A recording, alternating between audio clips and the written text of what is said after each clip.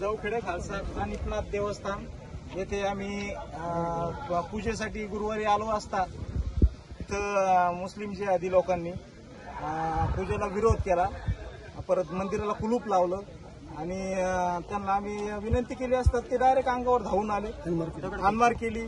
इकडे आमचा मित्र आहे अनिल धनवडे म्हणून त्याला मार हे केलं, शर्ट कपडे ते फाडले, हाणमार केली, दगडफेक केली, जीव मारण्याची धमक्या दिल्या.